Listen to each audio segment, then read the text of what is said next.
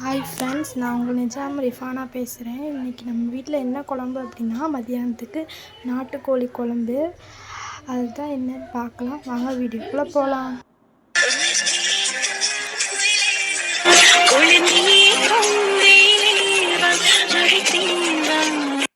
Friends, இப்போ வந்து நான் உங்கள் நிஜாம் ரிஃபானா பேசுகிறேன். இப்போ வந்து தண்ணி காய்ஞ்சோன்னு நாங்கள் அரிசி போட்டோம். இப்போ எங்கிட்ட வந்து அடுப்பு பற்ற வச்சுருக்கோம். இதில் எண்ணெய் ஊற்றணும். அடுப்பை ஃபஸ்ட்டு நல்லா காயட்டோன்னு இருக்கோம்.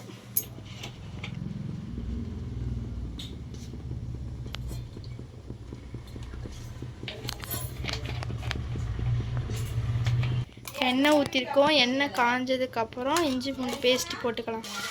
பாருங்கள் ஃப்ரெண்ட்ஸ், இஞ்சி பூண்டு பேஸ்ட்டு போட்டிருக்கோம். இது நல்லா வதங்கட்டும். இஞ்சி பூண்டு பேஸ்ட்டு போட்டு கிண்டுறாங்க. இது நல்லா வதங்கட்டும். வதங்கினப்போ பார்ப்போம். இப்போ தக்காளி போட்டுக்கிறோம்.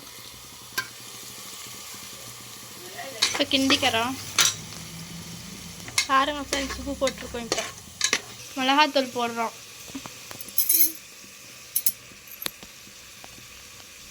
இப்போ கிண்டிக்கிறோம். நாட்டுக்கோழி போட்டுக்கிறோம். இப்போ கிண்டிக்கிறோம். தண்ணி ஊற்றிக்கிறோம்.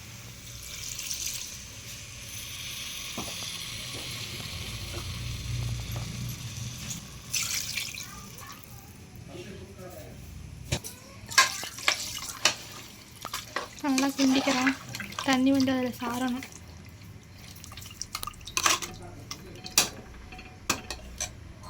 இப்போ மூட போகிறோம். மூடிட்டோம். இது 4-5 விசில் வந்ததுக்கப்புறம் பார்ப்போம். நான் வந்து மிளகு கறி செய்ய போகிறோம். அதுக்கு எண்ணெய் ஊற்றி வெங்காயம் போட்டிருக்கோம். இது நல்லா வதங்கட்டும். உப்பு போட்டுக்கிறோம் ஃப்ரெண்ட்ஸ். போட்டு கிண்டிக்கிறோம்.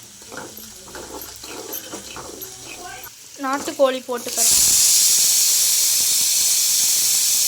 நல்லா கிண்டிக்கிறோம்.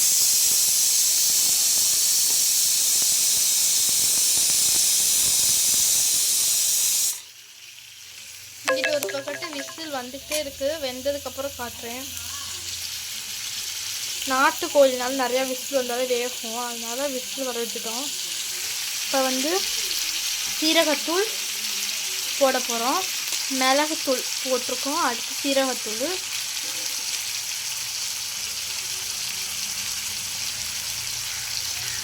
கிண்டிக்கிறோம்.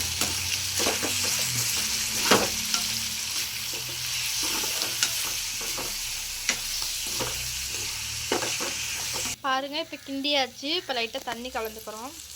மசாலெலாம் சாரத்துக்காக லைட்டாக தண்ணி தேவையான அளவுக்கு. கிரேவி மாதிரி தானே வைக்க போகிறோம். கொஞ்சோன்னே கலந்தால் போதும்.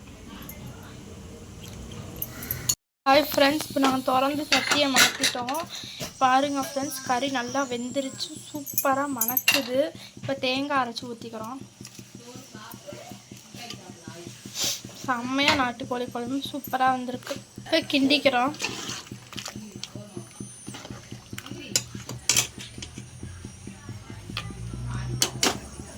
பாருங்கள், பார்த்தாலே உங்களுக்கு தெரியும். செம்மையாக மணக்குது. ஆவி பறக்க இருக்குது நாட்டுக்கோழி குழம்பு.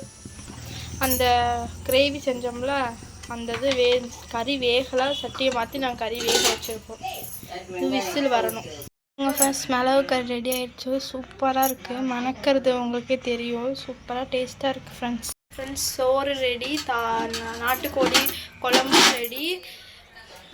இப்போ வந்து மிளகு இது ரெடி ஆயிடுச்சு. இங்கே பாருங்கள் குழம்பு. பாருங்கள், முட்டை பொரிக்க போகிறோம்.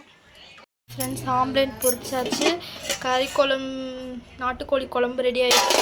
சோறு ரெடி ஆயிடுச்சு. கிரேவி நீங்கள் பார்த்துருப்பீங்க. எல்லாமே ரெடி ஆயிடுச்சு. சூப்பராக இன்றைக்கி சாப்பிட்டு செம்மையாக என்ஜாய் பண்ண வேண்டாம். உங்கள் வீட்லேயும் இது மாதிரி சமைச்சு பார்த்து எப்படி இருக்குன்னு சொல்லுங்கள் கமெண்ட்டில்.